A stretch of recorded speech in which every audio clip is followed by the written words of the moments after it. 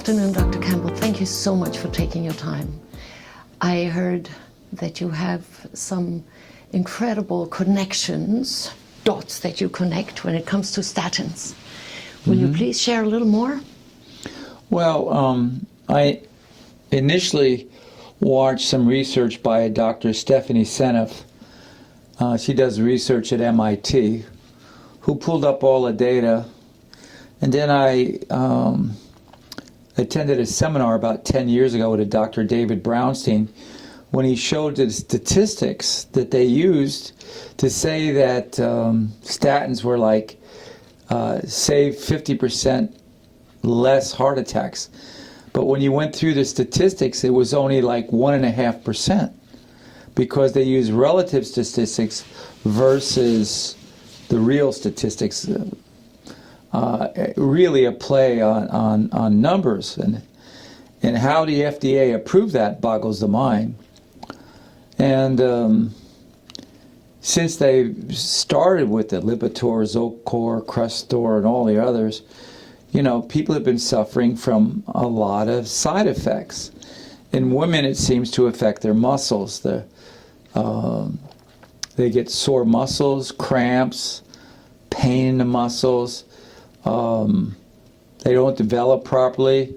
According to Seneff, Dr. Seneff, that working out, taking a statin drug really doesn't help the muscles at all. I mean, and so according to her, it derails your ability to use other modalities to increase your health. And while, you know, there's some indications it definitely affects the liver. And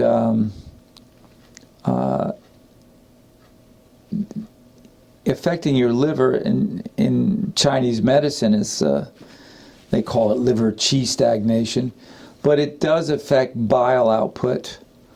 And bile, you know, you have a thing called the bile tree in your liver, and the bile tree looks like a tree, and it's got leaves and branches, and the leaves absorb the metabolic waste, put it in the bile.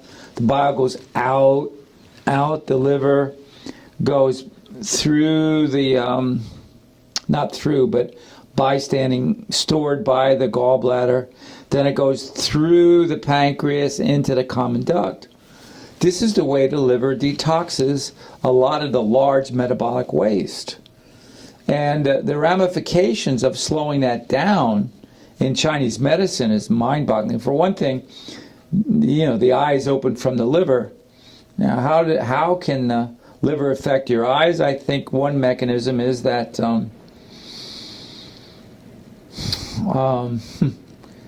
when the liver congests, it slows its processing time. So the heart has to get X amount of blood. Ideally, 30% of the blood should come from the liver. As the liver congests, or liver qi stagnation, there's another thing the naturopaths use. They call it, what do the naturopaths call it?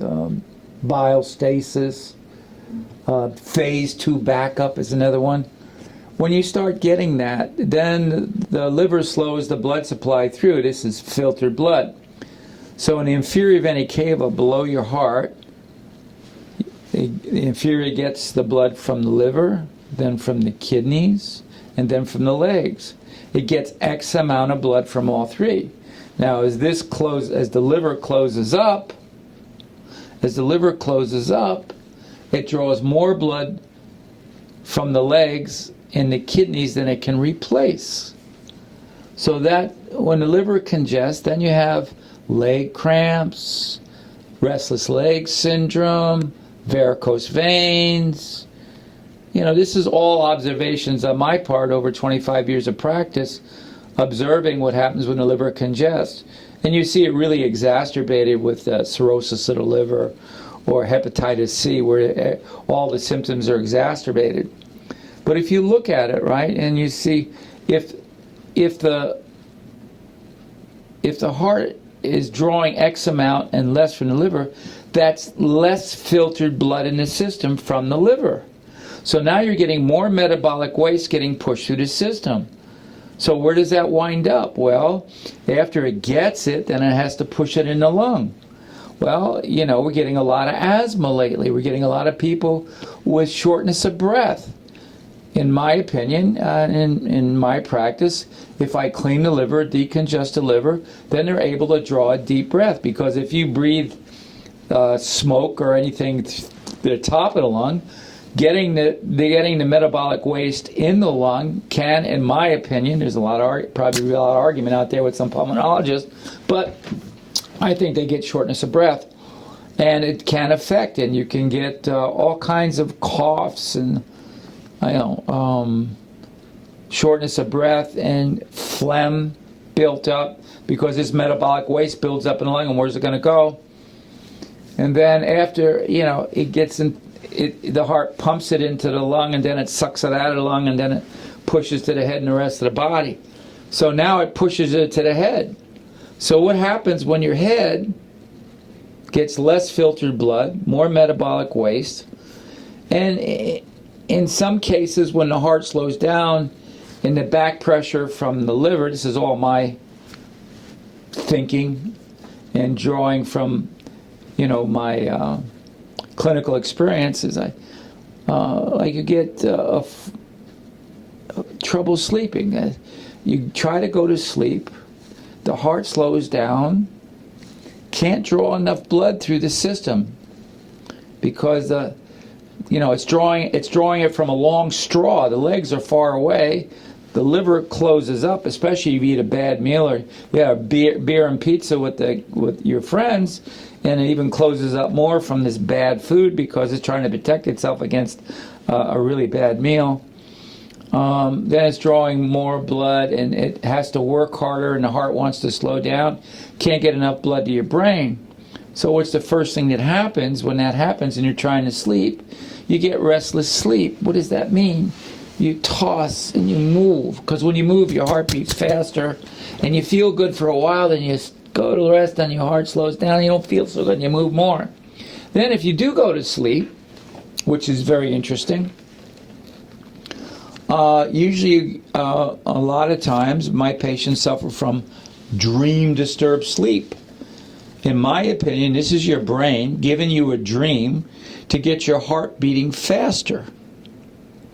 Okay? While you sleep, because the dream is designed by your brain.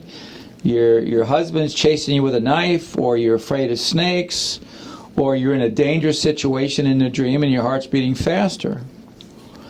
And sometimes the dream wakes you up, sometimes it doesn't. And eventually around 3:30 in the morning, the heart takes over. This is my opinion, this is clinical experience. The heart takes over and says, I need to go into REM sleep. Brain, leave me alone. I can't deliver what you want. I need some rest. I got to get my REM sleep. I need to rest the heart. I need to regenerate the heart muscle, because when it goes into REM sleep and it slows down, this is when, in my opinion, most of the repair occurs. So when it goes to slow down, because of the liver congestion, it can't get enough blood to the brain. And after, I don't know, pick a number, 15 minutes, 20, 30 minutes, the brain doesn't get its 2.5%, 25% of the glucose, 20% of the oxygen, get it, it starts choking, and it wakes you up right away. And you wake up with palpitations.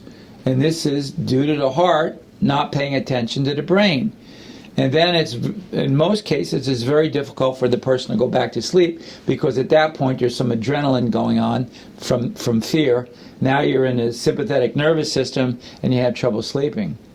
Now all this can come from a congested liver. Bad diet, then you add, so the answer is statin drugs, because you've got too much cholesterol in your blood, which there's a lot of evidence out there now, published, that says that, X amount of people had heart attacks, and most of them didn't have any high cholesterol. They got heart attacks with low cholesterol. Excuse me? It goes on and on ad nauseum.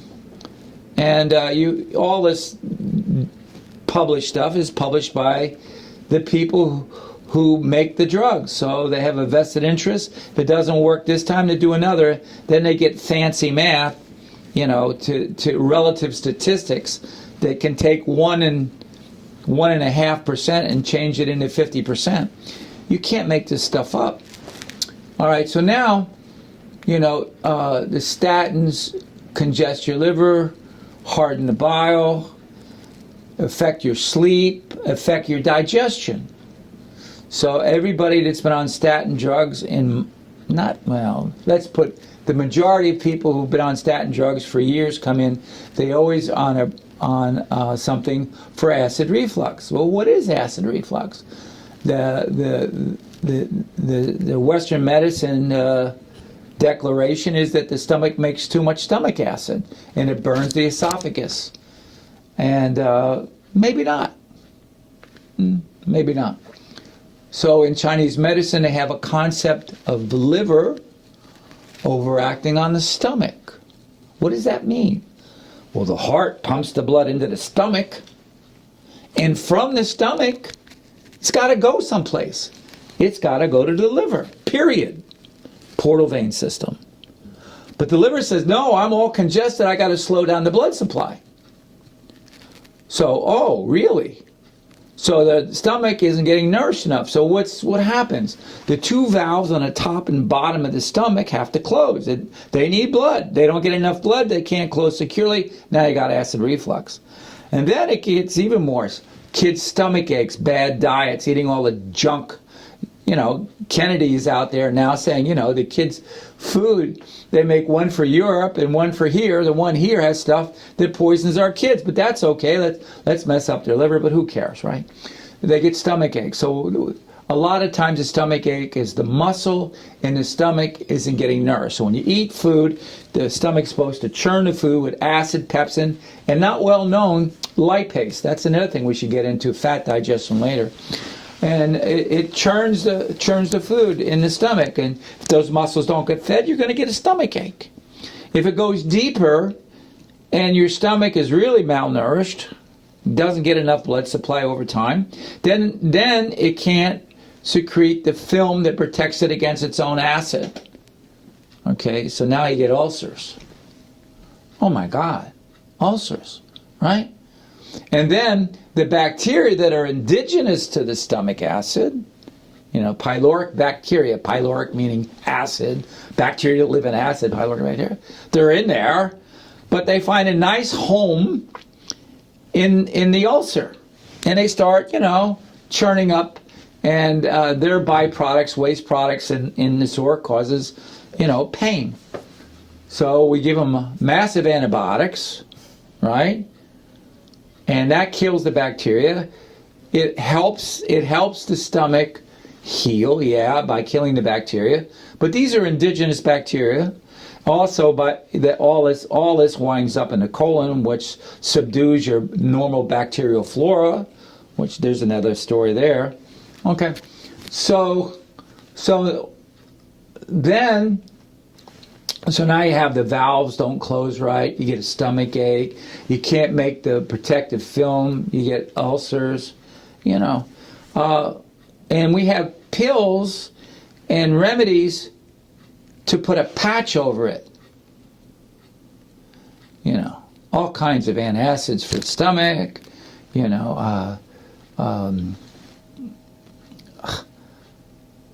it goes on and on. And so the root of the problem is the liver. Liver overacting in the stomach. A heart pumps the blood in the stomach, from the stomach out to liver pushes back, can't nourish the stomach. Same thing happens to the pancreas. Heart pumps the blood into the pancreas, but the pancreas got to go to the liver. Now, every time we do ultrasounds here, and every time we do an ultrasound, if they have a fatty liver, a congested liver, always there's inflammation on the pancreas. Every time. If 50% of your liver is fat, 30 to 50% of your pancreas is inflamed. We rate it on a 1 to 10, 10 being the worst one we ever seen. So if we rate a pancreas a 3, it means that in inflammation it in severity 3. We also rate the fatty liver a 1 to 10. And anybody who's been on statins for any length of time, usually they have a fatty liver from 3 to a 7. Now, you know, after you get past 7, then you get necrosis, cirrhosis, then you get necrosis. So now you're looking for a liver transplant. Now, let's take the brain, right? So the brain is getting more metabolic waste, less blood, less nutrients, and statins have been connected to dementia. So you get, the Chinese call it phlegm in the brain, they call it plaque in the brain. Well, this is waste products defending itself. Your brain secretes a phlegm, so to speak. This is a Chinese medicine. Phlegm misting the mind, if you will. Well, when you breathe something your lungs don't like, your lungs create phlegm. When you get more metabolic waste in your brain, phlegm. You know, it's Chinese medicine. Your Western doctors probably rolling on the ground laughing by now, but who cares, right? So let's take it farther. The heart pumps the blood into the intestine. Now, there's a big portal vein for the large intestine coming up, you know, the portal vein right into the liver. Now, if the liver pushes back on this baby, okay, what happens? All right, let's take hemorrhoids. Hemorrhoids are the veins blowing up. Why do they blow up? Heart pumps the blood into the intestine. From the intestine go to liver. Liver pushes back, so you're blowing up the weakest veins in the system by your butt, and they blow up like balloons, and we call them varicose veins. What about diverticulitis? The muscles get weakened, especially around the rectum. They get weaker because they're not getting fed. And they're getting fed a lot of metabolic waste. Plus, when you get this, you get a lot of constipation, which causes leaky gut and creates all kinds of things. Weakness in the bowel, right? You get weakness in the bowel, all right? And so now you get diverticulitis. The guy goes to push the poo-poo out on the toilet, and boom, the muscle caves in. Now you got diverticulitis. The poo-poo forms a little hole in there, and now you got your work cut out for you. What about in your intestine? You get a brand new lining every 5 days in your intestine. Shreds off and get a new one. The cells that make the lining are not lining cells, they're trophoblastic cells. They're stem cells that are indigenous to the colon that your mother gave you when you were a fetus. The placenta put these trophoblasts in your colon. They identify with the colon, there's some kind of signaling going on, and they know they're supposed to make this lining every 5 days. Now, if you don't feed that thing, all right, and you can't make the lining, what happens? Irritable bowel, Crohn's, ulcerative colitis. You can't make the lining. So let's just give them steroids. That'll work, and a little antibiotics. Is that fixing the problem? No, that makes the liver worse. So, you're in catch-22. Now, when in my opinion, it's just, observation. So the heart pumps the blood into the intestine, and then it goes through these really small veins. Now, there's not enough blood to go around, so a couple of these veins dry up. So that part of the intestine isn't really getting fed. Blood stasis.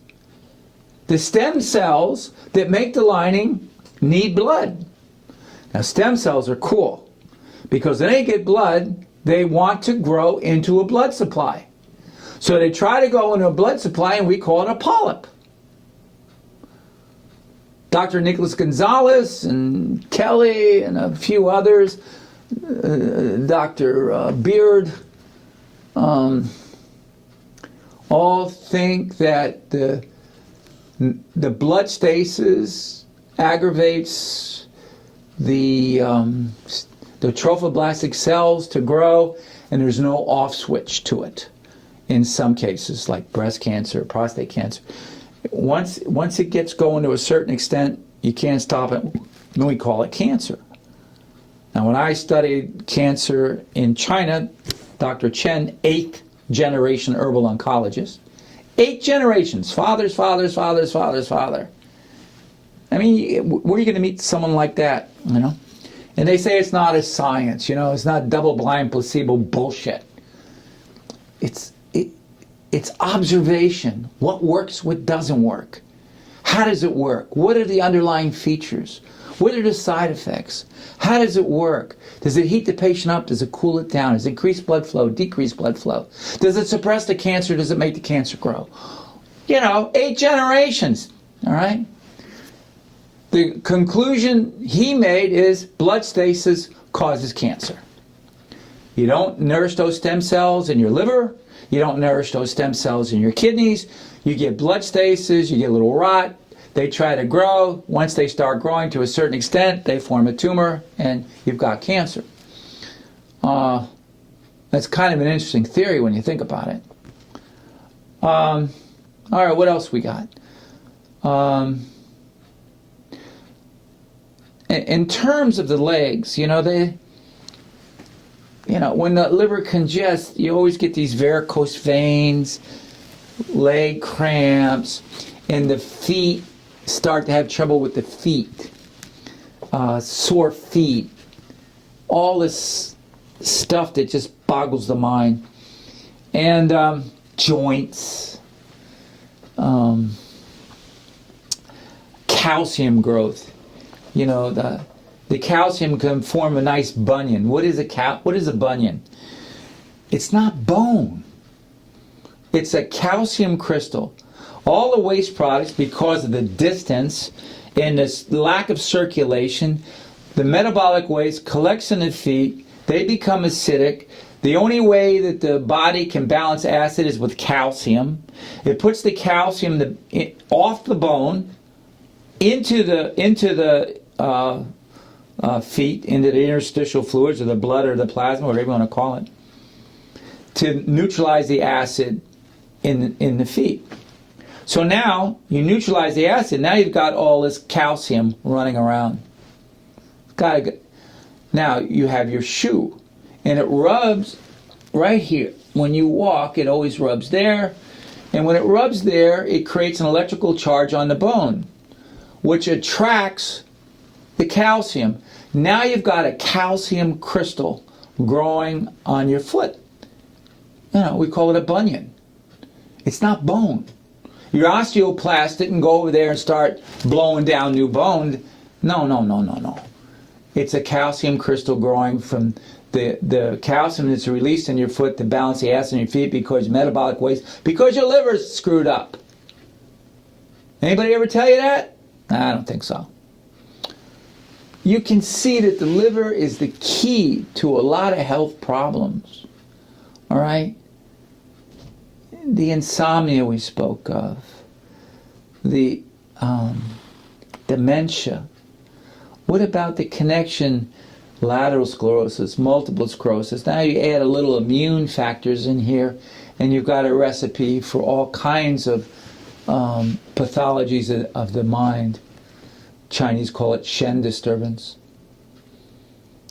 I think that's basically covers it. I think to harden your bile, to create liver qi stagnation, put your brain at risk from dementia and other things, and affect every part of your body one way or another. Now, the other thing I think I left out is the heart. So we see somebody that's got a really fatty liver, bad diet. Most of the time, they got to their doctor, they got put on that stuff. And so the Chinese measure the pulse, and we have a thing called a wiry pulse. We feel the artery. Now, if the artery feels like a guitar string, or even more, a piano wire coming up and hitting all 3 fingers, like a surge, like a steel wire underneath your pulse, call it a wiry pulse, because it feels like wire. Well, what is that? Right? Why, on a normal pulse, would it be nice and soft and regular, and on a wiry pulse? Well, they call wiry pulse in Chinese medicine signifies liver qi stagnation. So at the tender age of 80, I keep my liver clean because I got to work 8, 10, 12 hours a day, right? So my heart is going, you can feel it in my pulse. Somebody that's got liver qi stagnation, liver's been injured by diet, statins, whatever you want to call it. A lot of the drugs injure the liver, but they never do studies on composites. I'm like, oh, why would you want to do anything like that? Right? Those people's heart are going, causes the back pressure. The back pressure. And so what does that back pressure do? Well, we see regurgitation in the valves. That back pressure is working backwards on the blood. And while you have these one-way valves, the back pressure will suck the blood back. My opinion. Of course, you're going to have some cardiologists really rolling on the floor now, laughing their ass off, but screw it. Observation, watching what works, helping the patients, basically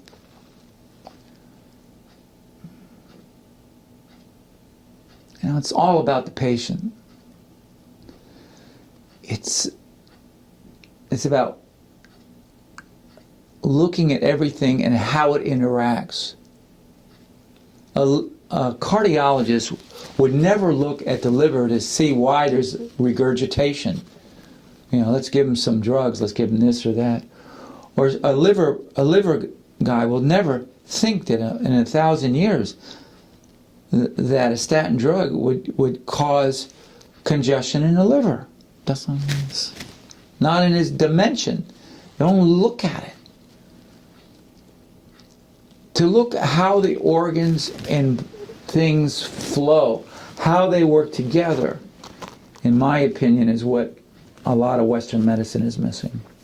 So that's my 2 cents on statins. Thank you very, very much. Thank you. You're welcome. To be continued. I hope so.